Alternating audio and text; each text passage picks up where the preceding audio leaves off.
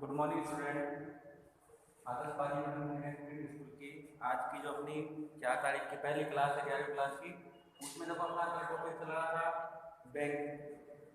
उसमें अपन ने बैंक क्या होते हैं वो देख लिया था, बैंक कितने प्रकार के होते हैं वो कर लिया था। तो एक बार उसको थोड़ा सा देख लें कि बैंक क्या है। एक ऐसे व्यावसायिक संगठन होते हैं जो मुद्रा के रूप में अपना व्यापार चलाते हैं। यानी बैंक अपना व्यापार किसके लिए चलाते हैं? मुद्रा के रूप में चलाते हैं, पैसे के रूप में। और बाकी जो व्यापार है वो किसके रूप में चलते हैं? तो वस्तु के रूप में चलते हैं या सेवा के रूप में। जबकि बैंकों का जो व्यवसाय है वो किसके रूप में चलता है? मुद्रा के रूप में। यानी वो अपने को कुछ बेचते नहीं है, बस पैसे के लिए क्या करते हैं? सेवाएं मुद्रा की है वो प्रदान करते हैं। इसके प्रकार के 4 प्रकार के होते हैं। पहला वाणिज्य बैंक, कि ऐसे सामान्य बैंक जिनसे अपन सामान्य रूप से व्यवहार करते हैं, यानी पैसे जमा करते हैं, अपना खाता खोलते हैं और पैसे सुरक्षित रखते हैं, पैसे निकालते हैं। दूसरा होता है सहकारी बैंक, जो अपने सदस्यों को ऋण प्रदान करते हैं। तीसरा विशिष्ट बैंक, जो किसी विशेष कार्य के लिए स्थापित किए जाते हैं। और चौथा होता है केंद्रीय बैंक, उसमें क्या आता है? RBI। हर देश का केंद्रीय बैंक होता है। भारत का केंद्रीय बैंक कौन सा है? Reserve bank of India. इसके बाद अपना टॉपिक आता है इसमें बैंक के कार्य। तो अपने को सबको पता है कि बैंक कौन कौन से कार्य करता है। सबसे पहला काम बैंक क्या करता है? अपनी जमाएं स्वीकार करता है ना। ये अपन खाता खोलते हैं और उसमें पैसे क्या कराते हैं? जमा करवाते हैं। तो चाहे अपने पास 100 रुपये हो चाहे लाख रुपये हो, बैंक अपने को बोलेगा कि 100 रुपये जमा नहीं कराने, है ना। तो अपनी जितनी भी जमा है वो बैंक स्वीकार करता है। तो पहला काम हो गया कि बैंक क्या करता है? जमाएं स्वीकार करता है। दूसरा कार्य क्या है कि बैंक क्या करता है? अपने को ऋण भी प्रदान करता है, अलग अलग योजनाओं के माध्यम से ऋण उपलब्ध करवाता है ना। तो वो चाहे शिक्षा से संबंधित हो, हाउस से संबंधित हो, वाहन से संबंधित हो, स्वास्थ्य से संबंधित हो या किसी उद्योग से संबंधित हो, अलग अलग स्कीम में क्या करता है? ऋण उपलब्ध करवाता है। तीसरा क्या करता है? अपने को चेक की सुविधा प्रदान करता है ना। चेक यानी ATM, उसमें सारे आ गए, debit card, credit card, online banking, वो सारे किसमें आ गए? सुविधा में। कि बैंक अपने को क्या करता है? चेक की सुविधा भी प्रदान करता है। चौथा इसका कार्य है धन का हस्तांतरण, है ना। कि एक खाते से दूसरे खाते में पैसे पहुंचाता है और एक बैंक से दूसरे बैंक में भी पैसे पहुंचाता है ना। तो चौथा क्या हो गया? धन का हस्तांतरण भी करता है। और पांचवा कार्य क्या होता है? अन्य सुविधाएं। और देखो अन्य सुविधा में अपन क्या क्या काम में लेते हैं कि जो भी अपन इंटरनेट बैंकिंग काम में लेते हैं वो सारी किसमें आती है? अन्य सुविधाओं में। जैसे अपन अपना बिजली का बिल क्या कर सकते हैं? मोबाइल से जमा करवा सकते हैं। पैसे कहाँ से कटेंगे? बैंक से। एक खाते से अपन घर बैठे बैठे पेटीएम से दूसरे के खाते में पैसे भी डाल सकते हैं, तो वो भी कहाँ से जाएंगे? अपने बैंक से। अपना मोबाइल रिचार्ज कर सकते हैं, अपना टीवी का जो रिचार्ज है वो कर सकते हैं। यानी अपने को बार बार में बैंक जाने की सुविधा नहीं होती। वो सारी सुविधाएं अपने को घर पर ही क्या करता है? उपलब्ध करवाता है। तो ये 5 काम हो गए, ज़्यादा हार्ड भी नहीं है, इजी हैं। कि बैंकों के 5 कार्य है। पहला जमाएं स्वीकार करना, दूसरा ऋण प्रदान करना, तीसरा चेक सुविधा प्रदान करना, उसमें ATM कार्ड, डेबिट कार्ड सारे आ जाते हैं। चौथा धन का हस्तांतरण, एक खाते से दूसरे खाते में और एक बैंक से। हवाला 2 नंबर का पैसा गैर कानूनी, मतलब कि जिसका कोई रिकॉर्ड नहीं होता। उदाहरण जैसे मान लो मेरा बैंक में खाता है, हाँ ठीक है, और मैंने मान लो पहले महीने में कितने जमा कराए? 5,000 रुपये। दूसरे महीने में 2,000 रुपये। ऐसे मान लो मैंने 20 महीने तक लगातार जमा करवाए, या मान लो 5 साल तक करवाए, तो कितने महीने हो गए? 60 महीने, है ना। और 60 महीने में एक महीने में मान लो कितने जमा करवाए? 5,000 रुपये एवरेज। कितने हो गए? 3 लाख रुपए। तो इन 3 लाख में मेरे को कोई टैक्स नहीं देना पड़ेगा, क्योंकि इन सबका मेरे पास क्या है, रिकॉर्ड है कि मैंने छोटी छोटी अमाउंट में बैंक में अपनी बचतें करी है, यानी बचत के रूप में जमा किया। एक साथ जमा 3 लाख में कराऊंगा, है ना। वो उससे पहले मान लो मैंने 2015 में खाता खोला, ठीक है, और कभी पैसे जमा नहीं करवाए, और 5 साल मतलब 4 साल बाद 2019 में मेरे एक साथ 5 लाख रुपये जमा करवाए, हाँ। तो बैंक में से पूछेगा नहीं क्या 4 साल बाद आपने जरूरी जमा नहीं करवाई, अब आपके पास 5 लाख रुपये कहाँ से आए, है ना। तो मैं सही से हिसाब दे पाया कि साहब मैंने अपनी ज़मीन बेची है, ये उसके डॉक्यूमेंट है, तो वो सही अमाउंट है, और मैं उसका सही रिकॉर्ड नहीं पाया तो क्या बन जाएगी 2 नंबर की। फिर उसको मेरे को आधा टैक्स या 40% 50% जो भी तय होगा ना, वो बैंक काट लेगा टैक्स के रूप में, बाकी मेरे खाते में जमा हो जाएगा। वो हवाला की राशि की जैसे जिसका कोई रिकॉर्ड नहीं होता, है ना। और ऐसे बताइए 10 लाख जमा सर एक और तो होता है ना, मतलब कि आपसे मैं मतलब आपको बोल दिया कि इसको दे देना, पर एक और तो पता होता है, वो भी होता है ना, उसका कोई रिकॉर्ड नहीं होता, है ना। तो उसका रिकॉर्ड थोड़ी होता है ना। तो इसका रिकॉर्ड मतलब बड़ी राशि है ना, बैंक द्वारा ही की जानी चाहिए, हाँ, है ना, कि सुरक्षित होना चाहिए, उसका रिकॉर्ड होना चाहिए, कहने की बात है ना। मुझे 1000 करके 10 लाख को जब आप तो सर ऐसे लोगों को करोड़ों रुपए बैंक में जमा होते हैं एक एक दिन के, हाँ, उनका टैक्स कटता है, बिल्कुल कटता है, टैक्स कटता है सबका। और सर मैंने एक खाता खुला रखा है, उसमें तो 20,000 रुपये ज्यादा देते हैं 5 साल में, हाँ, डेली के में 100 रुपये देता हूँ, हाँ, तो वो ब्याज तो होगा कि जो अपन ब्याज मिलते हैं ना, मतलब जो अपन अपनी भाषा में बोलते हैं साहूकारी ब्याज, हाँ, वो किस में गिना जाता है, महीनों में, है ना। 1 महीने का 1 महीने के हिसाब से, है ना, वो मिलते हैं। और जो बैंक ब्याज मिलता है वो दिनों के हिसाब से मिलता है, उसको कौन सा बैंक बोलते हैं, वो डेली जमा करते हैं, वो बचत खाता ही होता है ना, सेविंग अकाउंट, है ना। उसको बोलते हैं आरडी, बोलते हैं आरडी, है ना। वो फिक्स डिपॉजिट को एक साथ जमा होते हैं, रेंट डिपॉजिट, मतलब जो भी है बेटा नहीं है ना, लेकिन बोलते इसको आरडी है ना, बताया कि वो फिक्स डिपॉजिट, है ना। इसमें ब्याज नहीं मिलता, ब्याज मिलता है लेकिन कम मिलते हैं, और इसमें ज्यादा रहते हैं। इस मामले में 5 साल की एफडी करवाई, कितने रुपए की, 1 लाख रुपए, ठीक है। तो पहली कंडीशन तो 5 लाख, ये 5 साल तक लगा नहीं सकता, है ना। और तय हो जाए 5 साल बाद मुझे कितने मिलेंगे, 1,50,000 रुपये मिलेंगे, पक्की है। हाँ, तो 5,000 1 लाख का ब्याज हो गया, 50,000 रुपये वो देखो मिलेंगे, तो बीच में निकालेगा तो फिर ये ब्याज नहीं मिलेगा। जैसे मान लो 4.5 साल बाद में निकाले, हाँ, या 4 साल 11 महीने बाद में निकाल दिए, तो भी देखो 1 लाख मिलेंगे, है ना। जो ऊपर का जो भी ब्याज आएगा ना, तो ब्याज नहीं मिलेगा, बैंक चलती है, हाँ, वो ऐसे फिक्स टाइम से कि उतने के बाद ये आप निकाल सकते हैं। आरडी होती है उसमें अपना मंथली जमा करते हैं, अब निकाल नहीं सकते थे इसके से, हाँ, निकाल नहीं सकते, लेकिन निकालने का टाइम हुआ ना बाद 3 साल बाद तो निकाल सकते, लेकिन 5 साल तक देखते हैं, आपको वो 3 साल बाद ब्याज नहीं मिलेगा, हाँ, कम मिलेगा सर, अपनी जो अमाउंट होगी ना वो अमाउंट ही मिलेगी, बाकी तो ये होता है। अब ये बैंक के काम हो गए, इसके बाद में अपना नया टॉपिक आता है अन्य सुविधा क्या होती है। अन्य सुविधा, जैसे मान लो आज हमको बैंक क्या देता है कि अपन घर पे बैठे सारे काम कर सकते हैं, ऑनलाइन, इसके द्वारा पेटीएम, पे, गूगल पे, फोन पे, ना तो इसे अपन बिल भी जमा करा सकते हैं, मोबाइल भी रिचार्ज कर सकते हैं, डिश रिचार्ज कर सकते हैं, एक से दूसरे के खाते में पैसे भेज सकते हैं ना, वो सारे काम कर सकते हैं ना। तो इसके लिए अपने को बैंक जाने की जरूरत नहीं होगी, तो अन्य सुविधा हम चेक कर सकते हैं, हाँ, सारा काम कर सकते हैं, है ना। घर पे बैठे खाते में चेक कर सकते हैं कि अपने खाते में कितना पैसा है कितना नहीं है ना, सारा काम अपन घर पे बैठे कर सकते हैं। उसके बाद में देखो अगला टॉपिक है इसमें नया, बीमा, ना। और इसमें क्या बोलते हैं,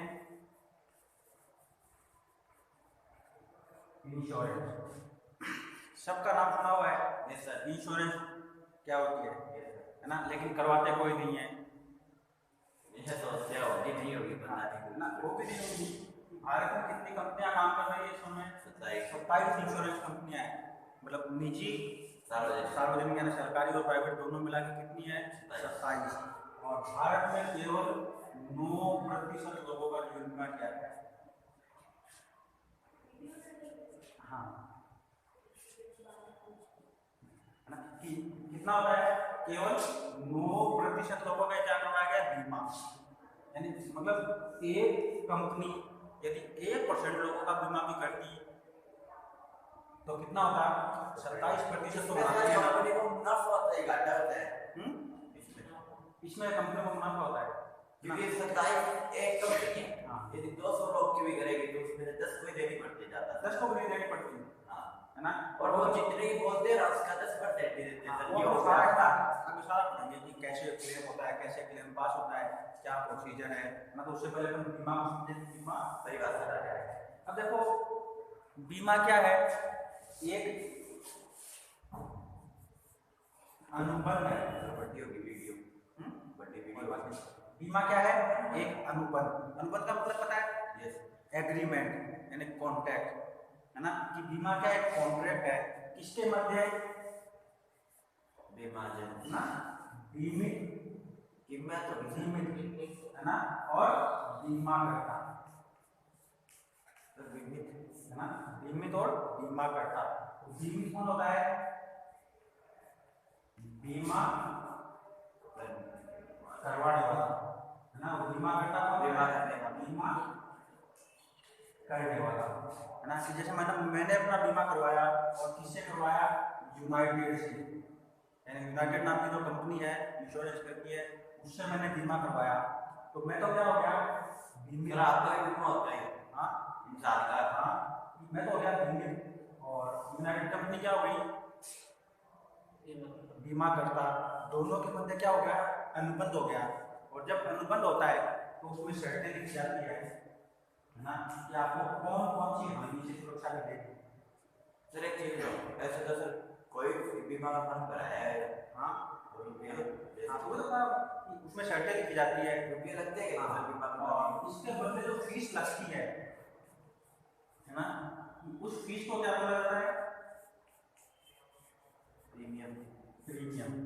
कि अपन बीमा की जो फीस चुकाते हैं उस फीस को क्या बोला जाता है, प्रीमियम बोला जाता है ना। तो अभी अपन इसकी परिभाषा समझे कि बीमा, बीमित और बीमा करता के मध्य क्या है, एक अनुबंध है जिसमें एक निश्चित प्रीमियम के बदले, है ना, निश्चित प्रीमियम के बदले क्या किया जाता है, क्षतिपूर्ति क्षतिपूर्ति की जाती है ना का वचन दिया जाता है। ठीक है, कि बीमा कंपनी अपने को बेचेगी कुछ नहीं, उसे वचन देगी। सर आपने अपने 2 लाख की वो करवाई इंश्योरेंस, तो 2 लाख की आपको फीस जमा करनी ना, तो है ना, उसका मतलब 10% 5% जो भी तय है अलग बस है ना। कि बीमा कंपनी क्या है, जब वापस समझ लें कि बीमा, बीमित और बीमा करता के मध्य एक अनुबंध है जिसमें एक निश्चित प्रीमियम के बदले क्षतिपूर्ति का वचन दिया जाता है ना। क्षतिपूर्ति कैसे, अलग अलग बीमा होती है ना। सबसे पहले हम बात करें जीवन बीमा की, LIC लाइफ इंश्योरेंस ना, सिर्फ लाइफ इंश्योरेंस, जीवन बीमा ना। पॉलिसी अलग अलग, जैसे पढ़ाई की है वो पॉलिसी है, स्वास्थ्य की है वो पॉलिसी है, स्वास्थ्य की क्या बोलते हैं ना, हेल्थ इंश्योरेंस, हेल्थ इंश्योरेंस, वो सारी पॉलिसी है, HIC है ना। तो अब मैंने मान लो जीवन बीमा करवा दी, तो जीवन बीमा ही एक ऐसा बीमा है जिसमें बीमा कंपनी क्या नहीं कर सकती, जो वास्तविक हानि है ना उसकी भरपाई नहीं कर सकती, है ना। कि बाकी सब जितने भी बीमा अपन पढ़ेंगे जीवन बीमा के अलावा 8 प्रकार की है सारी, तो उनमें सब में क्या होगी, अपने को वास्तविक हानि मिल सकती है। वास्तविक हानि जैसे मान लो मैंने दुर्घटना बीमा करवाया अपनी स्कूटी का, ठीक है, स्कूटी का एक्सीडेंट हो गया, स्कूटी पूरी तरह डैमेज हो गया, तो ऊपर से क्या निकल गया, रोड रोलर। ये मान लो इसके ऊपर से क्या निकल गया, रोड रोलर। अब उसको रिपेयर तो वो कर नहीं सकते, है ना। हाँ, तो वो मेरे को क्या देंगे, नई स्कूटी है, हाँ, है ना। तो वो क्या हो गई, वास्तविक हानि, कि मेरी स्कूटी गई, बीमा कंपनी ने मेरे को क्या दे दी, नई स्कूटी। या मतलब इंश्योरेंस कितने करवा रहे थे, जिंदगी स्कूटी के 10%, हाँ उसका 10% भी नहीं होता, बहुत कम होता है।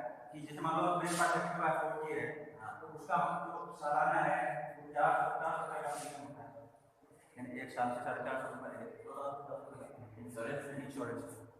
है ना। जितने साल में छुट्टी आप चलाओगे 1 साल की, यानी हर साल रिन्यू होती है। वही तो जितने साल आप चलाओगे बस उसमें तो साल लगेगी। वो धीरे धीरे कम होते जाएंगे, तो जैसे जैसे पुरानी होगी तो कीमत क्या होती जाएगी, और भी कम होती जाएगी। जैसे जैसे कीमत कम होगी, प्रीमियम की राशि भी क्या होती जाएगी, कम होती जाएगी। तो जो जीवन बीमा है उसमें वास्तविक क्षतिपूर्ति कैसे नहीं होती। अब मान लो पांडे जी है ना, उन्होंने क्या करवाया, अपना जीवन बीमा करवाया, है ना। घर से बाहर निकले, है ना, स्कूटी वाला ठोक गया, एक हाथ कट गया, है ना। अब हाथ कट गया तो बीमा वाले से हाथ छोड़ करा देंगे, है ना, कि वास्तविक हानि जो हुई है उसकी जीवन बीमा में भरपाई नहीं होगी। बाकी जितने में बीमा बढ़ेंगे और रुपये देगा तो क्षतिपूर्ति तो मिली, वास्तविक हानि थोड़ी मिली। इस चीज के कितने देते थे वो तो जितना अपन प्रीमियम चुकाएंगे, जिस हिसाब से करवा रखी है, एज के हिसाब से है, स्वास्थ्य के हिसाब से वो अलग अलग की जितना दिया उसमें से ही दे देते हाँ, उसमें से होते हैं, है ना। तो वास्तविक हानि की क्षतिपूर्ति किसमें नहीं होती, जीवन बीमा में। और बाकी मतलब अपने वो पूरा पूरा दे सकते हैं, है ना, कि मान लो स्कूटी का हेडलाइट खराब हो गई, टूट गई, वो नहीं लगा के देंगे, तो अपनी हेडलाइट नहीं आई गई, है ना, पुरानी गई नहीं आई, है ना, तो इसमें वास्तविक थोड़ी मिलेगी, है ना। तो ये याद रखना कि जीवन बीमा में क्या नहीं होती, कभी भी वास्तविक हानि की भरपाई नहीं होती। होते क्यों नहीं, आप तो बता रहे थे वास्तविक की, हाँ वास्तविक है। हाँ, तो वो दूसरा हाथ लगा के देंगे, हाँ रुपए देंगे, तो हाथ गया मतलब रुपए तो आए, हाथ थोड़ी आ गया। तो स्कूटी गई तो स्कूटी तो दूसरी भी है ना, सेम मॉडल की भी दे देंगे अपने को कंपनी वाले, है ना। जबकि इसमें क्या नहीं होगा, वास्तविक हानि की जो क्षतिपूर्ति है वो नहीं होती। तो ये होता है बीमा का सामान्य अर्थ। कितना टाइम हो गया, थोड़ा हुआ है ना। तो ये होता है बीमा। उसके बाद में इसमें दूसरा सबसे महत्वपूर्ण बीमा कौन सा आता है, अग्नि बीमा, आग से जुड़ी हुई, आग से जुड़ी हुई। और इसमें सिद्धांत लगता है ना, जैसे इसका सिद्धांत हो गया जीवन बीमा का। चलो आपने कोई भी बीमा नहीं कराई हुई है और 10 लाख का माल चल गया, क्या करोगे आप, देंगे क्या सरकार? क्योंकि चलो दूसरे तो एक आदमी देता है और अपन को पता नहीं है कैसी होती है, सरकार देती है नहीं देगी, बड़े बहुत है ना। वो तो बता रहा हूँ कि अब क्या आ गया दूसरा अग्नि बीमा।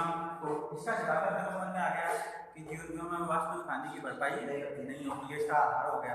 दूसरा होता है अग्नि बीमा। इसमें कौन सा सिद्धांत लगता है, निकटतम कारण का सिद्धांत,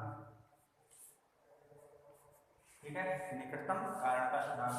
अब देखो निकटतम कारण क्या होता है, जैसे कल या 2 दिन पहले यहाँ 1 नंबर रोड पे आग लगी थी, आप लोग बता रहे थे कि गोदाम में, किसमें थी, हमारे गोदाम नहीं, वो किसकी थी गोदाम में आग लगी थी, किस चीज़ की थी, चश्मे की दुकान थी, ठीक है, उसमें आग लग गई, है ना। तो ये माने कि ये वो दुकान थी, ठीक है, जिसमें आग लगी। अब इसके पास में एक और दुकान थी, ठीक है। अब ये माने कि ये किसकी दुकान है, चीनी रास्ते में ना, चीनी का गोदाम, है ना, दुकान नहीं है, चीनी का गोदाम है। अब जहाँ आग लगेगी इस पे क्या कर पड़ेगा, है ना, कि चीनी क्या हो जाएगी, गर्मी से पिघल जाएगी, है ना, कि चीनी पिघलती है गर्मी से, अपने को पता है ना। तो मेल्ट होकर सारी क्या हो जाएगी, सड़ने के नीचे से बाहर आ जाएगी, है ना। तो उसका भी तो नुकसान होगा। अब मान लो दोनों ने अग्नि बीमा करवा रखी है, तो दोनों को क्लेम मिलेगा, है ना, कि इसका तो आग लगी वास्तव में, इसलिए इसको तो मिलेगा। सर मतलब आदमी कुछ भी जरूरत नहीं, हाँ, जो भी लगा है वो सरकार दे देगी, हाँ, ऐसा नहीं होता है, थोड़ा बहुत देते हैं, है ना। और इसका भी जो नुकसान हुआ वो किसकी वजह से हुआ, आग की वजह से हुआ, आग की वजह से हुआ। तो कारण क्या था, आग ही तो थी, है ना, तो वो निकटतम कारण माना जाएगा, है ना। और मान लो इसका गोदाम, अनाज का गोदाम, लोग बड़ा बड़ा अनाज छिड़ गया, है ना, उसने बेचा ही नहीं, तो वो निकटतम कारण नहीं माना जाएगा, वो भी नहीं माना जाएगा, है ना। तो भी क्या आग से नुकसान होना चाहिए, यानी अपन चाश नहीं करेंगे तो वो अलग दिखेगी, और आग से चीनी जलेगी तो वो अलग दिखेगी, है ना। तो वो होता है निकटतम कारण का, कि उससे मिलता जुलता कारण होना चाहिए, तो वो इसमें काम करता है निकटतम कारण का। तीसरा होता है समुद्री बीमा, है ना। और इसमें क्या होता है कि जो भी माल इसने इंश्योरेंस करा रहे तो एक्सीडेंट नहीं करा रहे तो भी दोनों ना तो दोनों को नहीं मिलेगी। चीनी वाले को नहीं, हाँ, जिसका इंश्योरेंस है उसको ही मिलेगी। चीनी वाले को तो कार नहीं है, तो नुकसान तो आपकी वजह से हुआ है ना, कि कारण तो वही था, निकटतम आपके संबंधी तो कारण था ना, तो भी मिलेगी, है ना। तीसरा होता है समुद्री बीमा। अब देखो समुद्री बीमा में क्या होता है कि जो माल एक देश से दूसरे देश भेजा जाता है समुद्रों के द्वारा, तो वो जहाज अपने होता है खूब बड़े बड़े होते हैं, एक साथ उन पर अरबों रुपए का सामान लादा जाता है, और उनका भाड़ा जो होता है वो करोड़ों तक का होता है, बड़ा अन्य रास्ते ना, वो गलत पड़ा है। 1 करोड़ का ज्यादा होता है, जहाज में उसमें जो माल लादा जाता है करोड़ों का होता है, अरबों का होता है, अरबों का होता है। एक जहाज है, नाम तो मेरे को नहीं पता उसका, 7 मंजिला है, 7 मंजिल का जहाज, कोई बिल्डिंग है तो हाँ 7 मंजिल का है, और क्या काम है उसका, एक देश से गाड़ियाँ दूसरे देश इंपोर्ट करना, गाड़ी है ना, और उसमें 7,000 गाड़ियाँ मतलब लादी जाती है एक बार में। अब सोचो 7,000 गाड़ियाँ जब एक जहाज में आएंगी तो एक कार, विदेशी कारें, 7 मंजिला और इतना बड़ा जहाज पानी में डूब ही नहीं जाएगा, नहीं डूबेगा। सर्च करना बिगेस्ट शिप, यूट्यूब पे जाके देखना, है ना, वो दिखाएंगे तो पता चलेगा कितने होते हैं, है ना। उन पे एयरपोर्ट भी होता है, कई जहाज तो ऐसे होते हैं जिनका खुद का एयरपोर्ट होता है जहाज के ऊपर।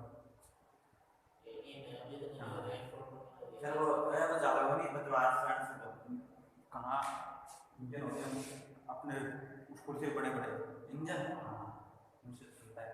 और जो जहाज की गति होती है इंडिया के पास नहीं है तो है ना, नोट में गिनी जाती है, उनकी जो स्पीड होती है ना वो नोट में देखते हैं। नोट में मतलब जैसे अपन किलोमीटर में मापते हैं ना, वैसे वो नोट में मापते हैं, 1 नोट 2 नोट 3 नोट, किलोमीटर, जैसे 1 किलोमीटर 1 किलोमीटर 2 किलोमीटर 3 किलोमीटर, वैसे जहाज की जो होती है ना गति वो नोट में आती है, बस इसको नोट बोलते हैं, हाँ उसको किलोमीटर बोल देते हैं, है ना। तो उसमें क्या क्या आता है कि मान लो मैंने अपना सामान जहाज पे रखा, तो उसी समय जहाज का मालिक मेरे से क्या करेगा, किराया लेगा, हाँ तो क्या है ना, हाथों हाथ लेता है। और बाकी में हाथों हाथ नहीं होता, बाकी में कब होता है सामान पहुंचने के बाद अपन किराया लेते हैं, ट्रांसपोर्ट जैसे, है ना, ट्रांसपोर्ट के जैसे। लेकिन इसमें माल जहाज पे रखते ही क्या किया जाता है, भाड़ा ले लिया जाता है। सर जैसे ट्रांसपोर्ट में देना चाहो तो दे सकते हो, हाँ ना, तो वो इसलिए लिया जाता है कि वो इस बात के लिए लिया जाता है कि यदि जहाज अगले बंदरगाह तक पहुंचेगा तो आपका जहाज मतलब आपका माल भी पहुंचेगा, और जहाज बीच में डूब गया तो आपके माल की कोई गारंटी नहीं है। यानी उसके बाद अपन क्या नहीं कर सकते, जो कंपनी थी उस पर क्लेम नहीं कर सकते, वीडियो है ना, उस पर क्लेम नहीं कर सकते। क्यों नहीं कर सकते कि जब अगले का अरबों रुपए का जहाज ही डूब गया, आपको माल भी डूबना ही था, है ना, तो इसलिए इसमें जो भाड़ा है वो पहले लिया जाता है। सर अगर समुद्र में कोई भी अनाज मानो कुछ इस नले में भर के भेजे